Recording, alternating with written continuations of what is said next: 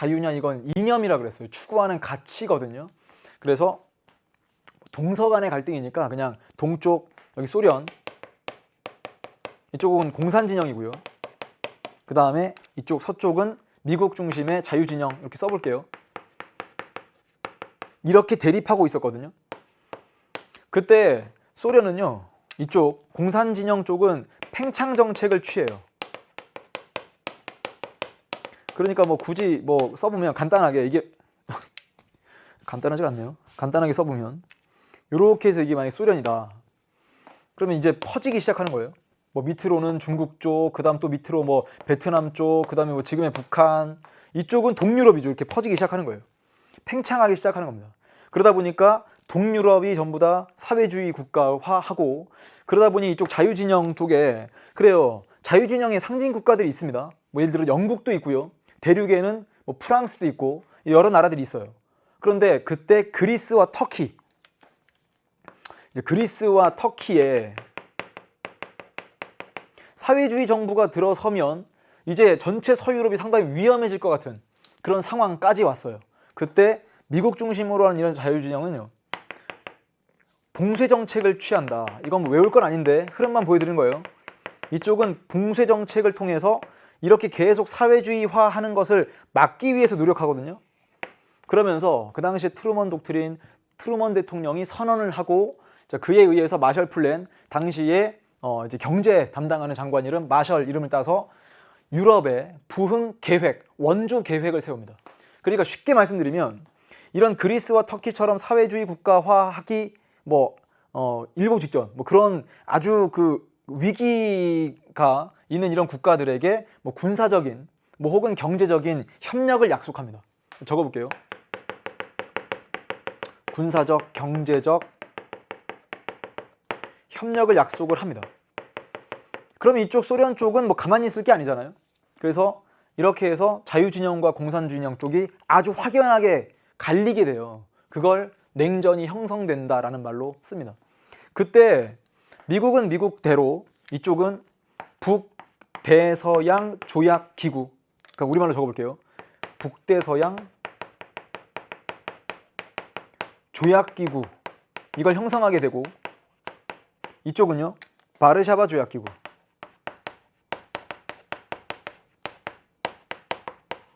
꼭 이렇게 적으면 어떤 친구들은 그런 생각을 할지 몰라요. 선생님 왜 이건 영어로 적고 얘는 영어로 안 적어요? 약한 모습. 약한 모습? 여러분 바르샤바 조약기구를 이렇게 영문자를 따서 적잖아요. 그럼 여러분이 나중에 헷갈릴 것 같아서 그런데 그냥 한번 적어볼게요. 바르샤바 조약기구가 영문자로 이렇게 적혀버려요. WTO라고. 바르샤바 조약기구거든요. 이렇게 적으면 나중에 1995년에 세계무역기구가 만들어지는데 그거랑 헷갈릴 것 같아서 그냥 안 적는 겁니다.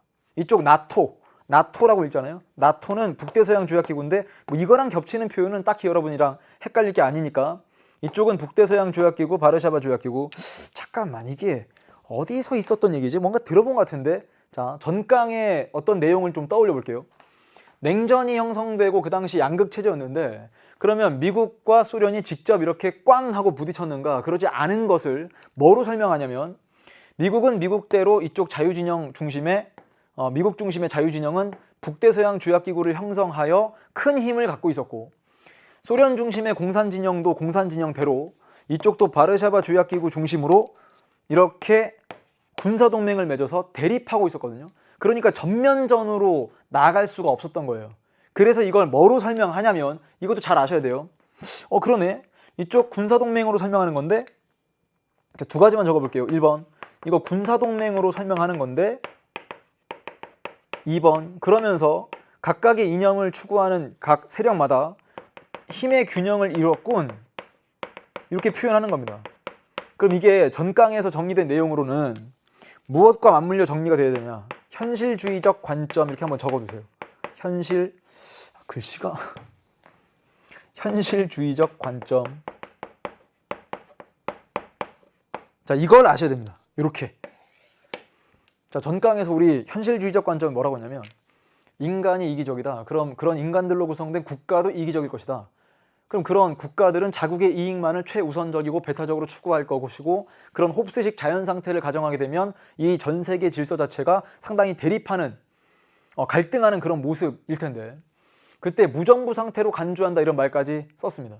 그러면서 개별 국가의 이익과 전체 사회 이익에 충돌이 생길 때 국가는 어떤 선택을 할 것인가? 자국의 이익을 최우선적으로 선택을 할 겁니다. 자, 그러면 전 세계에 평화라고 하는 게 절대 찾아올 수 없냐? 전쟁을 막을 수 있는 방법은 없는 것인가? 전쟁을 막는다, 전쟁을 예방한다, 전쟁을 억지라고 하는 건 이제 누른다라는 뜻이거든요. 그럼 전쟁을 이렇게 누를 수 있는 것은 왼쪽 세력이 가진 힘만큼 오른쪽 세력이 힘을 가지면, 즉 세력 균형을 이루면 그때 전쟁이 터지진 않을 것이다. 이렇게 설명하는 쪽이 바로 현실주의거든요. 그래서 그 당시에 1950년대 이때 모습을 이렇게 비유하게 되면 현실주의로 세력 균형과 군사동맹, 특히나 이 북대서양 조약기구와 바르샤바 조약기구를 설명할 수 있습니다. 자, 이 정도 하시고요. 자, 그러다가 1960년부터 1975년까지가 이렇게 하면 이때 또 아주 뭐 눈여겨볼 전쟁이 터집니다. 그것도 아시아에서 베트남 전쟁입니다. 지금 VW라고 적은 거죠. 그러니까 베트남전. 베트남전은 다양하게 해석할 수 있겠지만 그래도 일단 기본적으로 우리 한국전쟁도 이념간의 대립이다, 이렇게 우리가 말할 수 있죠. 베트남전도 그렇거든요. 공산진영의 북베트남과 자유진영의 남베트남의 이렇게 대립. 그러면 여기에 미국이 참전한다면 누구 편에 섰겠습니까? 그렇죠. 남베트남 편에 섰겠죠. 그때 이 전쟁이 금방 끝날 줄 알았을 거예요, 아마 미국은. 근데 이게 15년을 끕니다. 그리고 15년이 지났는데도 미국은 좀 지지부진한 거예요. 쉽게 승리하지 못했습니다. 그리고 미국이 진짜 승리한 전쟁인가? 패배한 전쟁인가? 미국이 패배한 전쟁이다 라고 말하는 게 더 나을 정도예요. 그래서 이 당시에 미국이 어떤 발표를 했었냐면 1969년에, 이것도 아셔야 되는데 1969년에 닉슨 독트린을 발표합니다.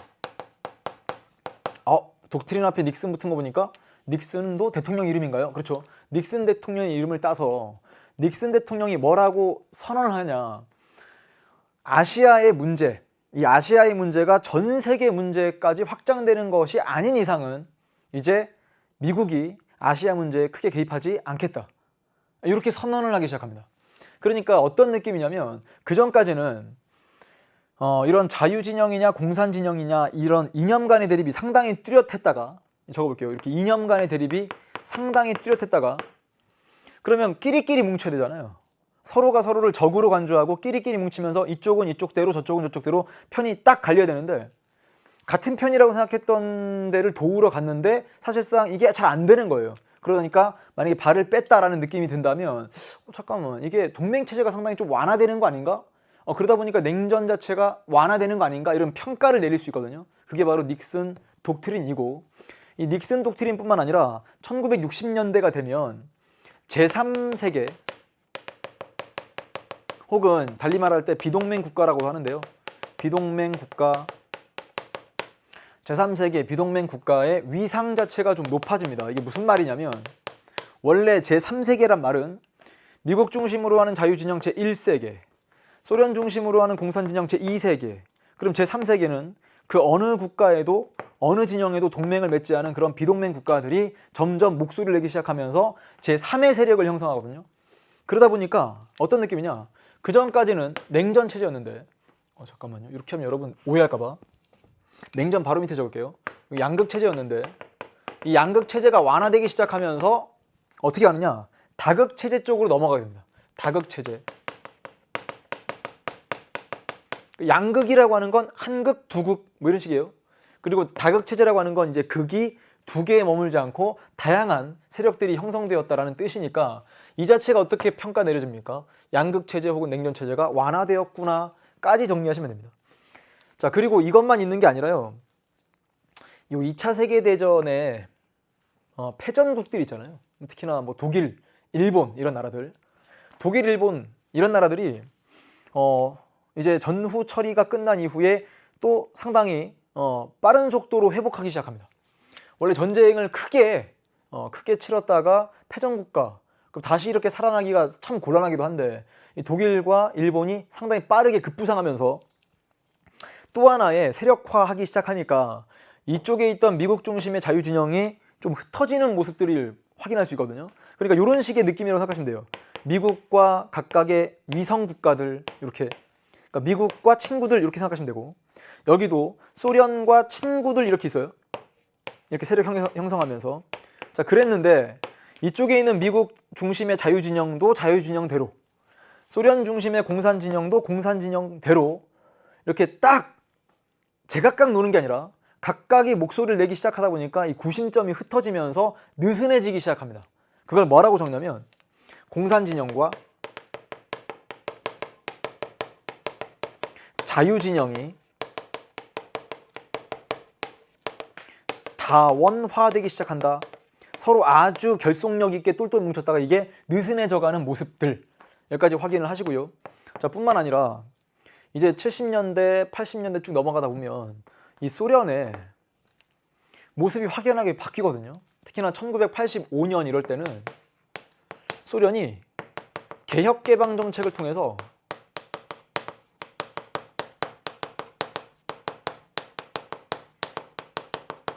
이게 원래는 사회주의 국가를 표방했는데, 잠깐만, 이게 시장의 원리를 도입하고 그 다음에 이제 자본주의 같은 모습들을 이제 받아들이기 시작합니다.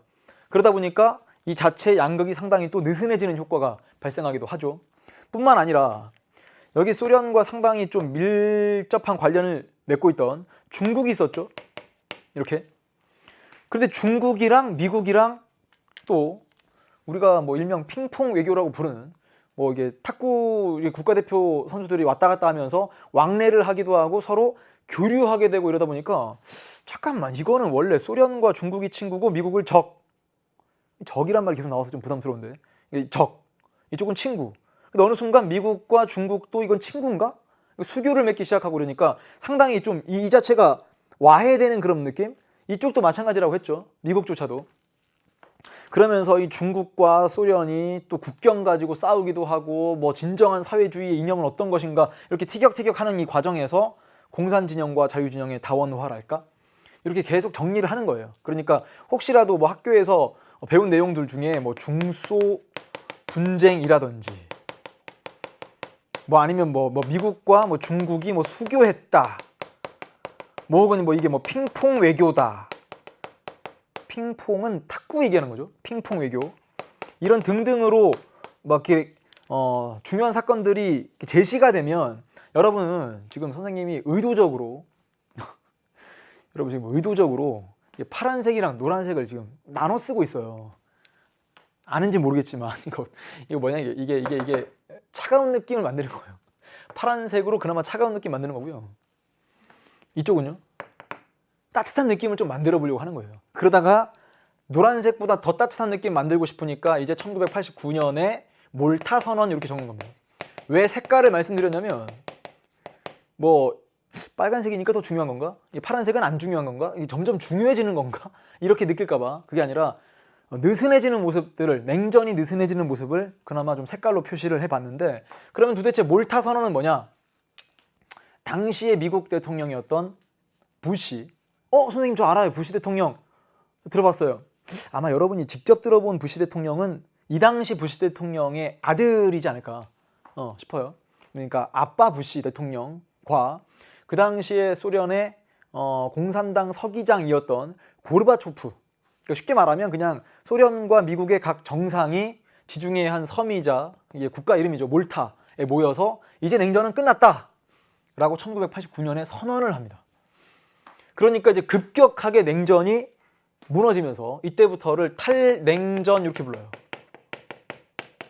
냉전은 끝. 자, 그 이후에 바로 1990년에 독일이 통일되고요. 이렇게 가르죠.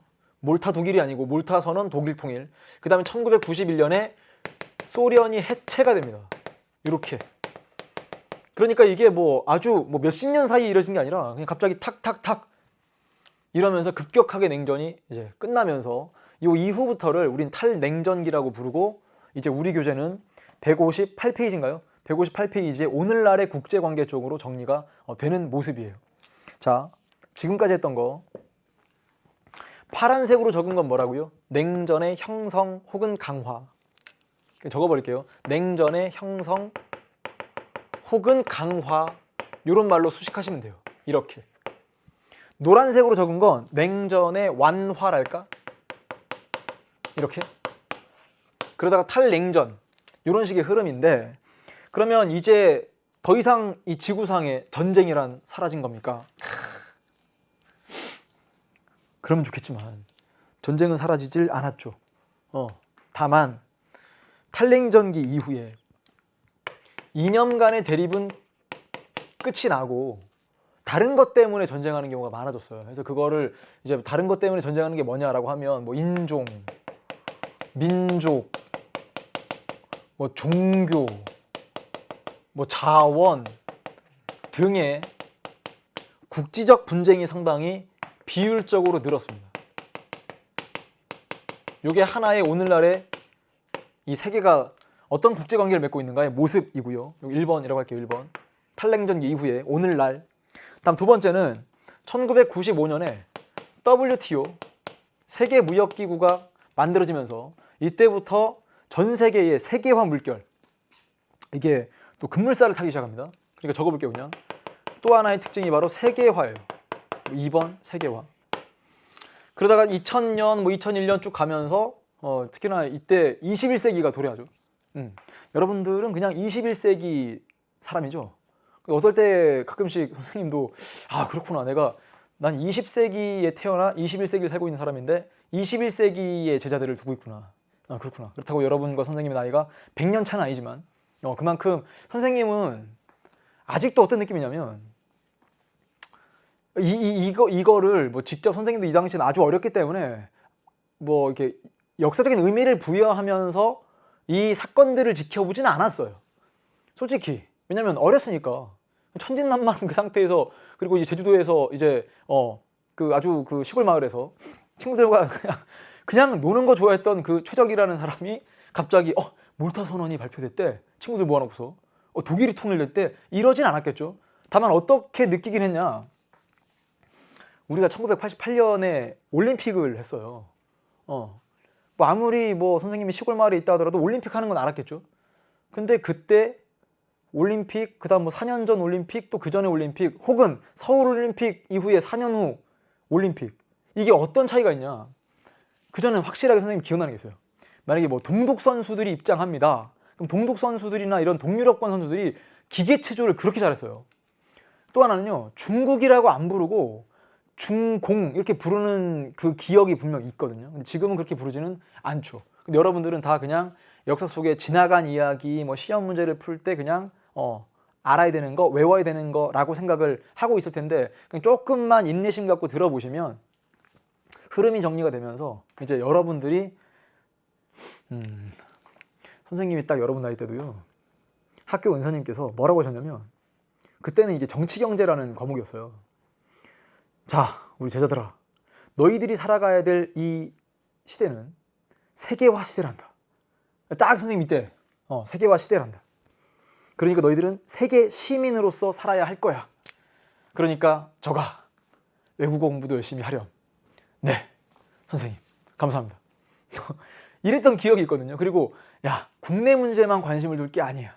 전 세계가 돌아가는 걸 확실하게 알아야 돼. 그러니까 그 당시 정치경제 선생님께서 이제 그때 고등학생이었던 최적, 그리고 선생님 친구들한테 강조하셨던 게, 나중에 대학을 가보니 그때가 선생님 대학 갔을 때 그때 9.11 테러가 전 세계에 상당히 가장 중요한 이슈거리였고요. 그 다음 이후에는 테러에 어떻게 전 세계가 선제적으로 대응할 것인가, 이런 협조도 하죠.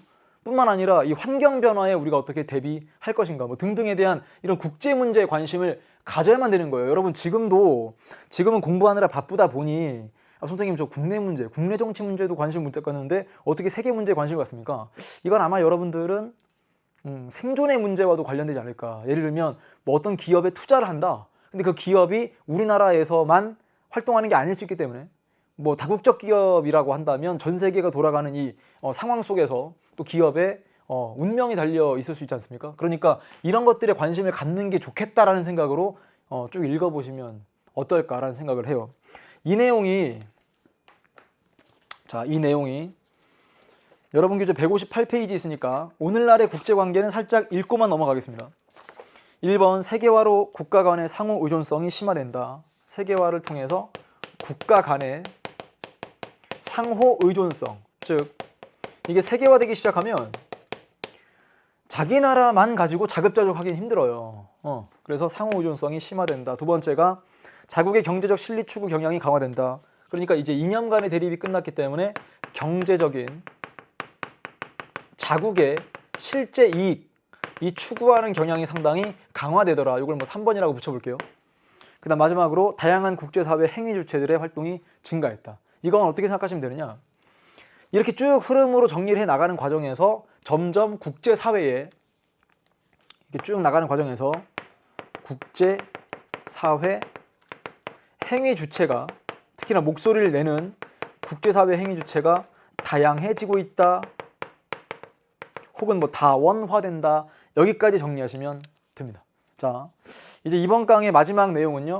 여러분 교재에 157페이지죠. 거기 나와 있는 냉전 체제 형성과 완화 종식에 관련된 이야기를 마무리하겠습니다. 이 내용으로 제2차 세계대전 이후, 이게 1945년이죠.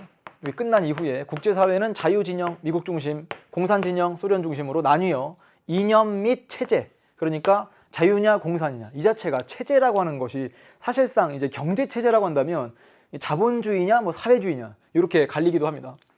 냉전 체제로 진입하였다. 1947년 미국의 트루먼 대통령은 소련에 의한 전복 위협에 직면한 세력을 지원하겠다. 뭐 경제적인 지원뿐만 아니라 군사적 지원을 약속하는데 이런 선언을 발표하고 터키와 그리스에 대한 원조를 선언했다. 이걸 바로 무슨 독트린?